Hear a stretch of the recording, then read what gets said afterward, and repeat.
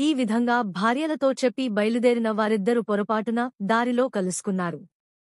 ఇక్కడనే కుస్తీపట్టదమంటే రెండవాడు, ఇక్కడ మనపోట్లాట చూచేవారు ఎవరూ లేరు. గెలుపు ఎవరిదైనది చెప్పేవారు లేరు.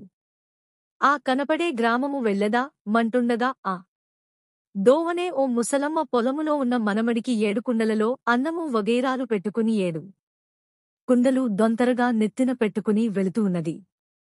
వస్తాదులు ఆ ముసలమ్మను పిలచి, అవ్వా మేమిద్దరము పోట్లాడుకుంటాము. ఎవరు గెలిచినది, ఎవరు ఓడినది చెప్ప మన్నారు. ఆ ముసలమ్మ ఏమన్నదంటే, మీ పోట్లాట చూస్తూ ఉంటే పొలములో ఏనుగులను కాస్తున్న నా మనమడు నా కోసరము ఎదురుచూస్తూటాడు. వాడికి అన్నమూ పట్టుకెళ్తూ ఉన్నాను. మీరు నా నెత్తిన ఉన్న 7 కుండల దొంతర పడకుండా చెరొకరు 2 భుజముల మీద ఎక్కి పోట్లాడుతూ ఉండండి. నేను నడుస్తూనే ఉంటాను.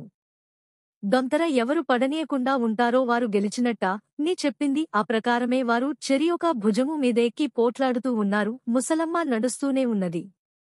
పొలం సమీపమునకు వచ్చింది. ముసలమ్మ మనమడు ఏనుగులను పొలములో కాయుచున్నాడు. వాడు తన అవ్వరావటము చూసి తొందరగా 7 ఏనుగులను మూటకట్టి చెట్టుకొమ్మకు వేలాడదీశాడు.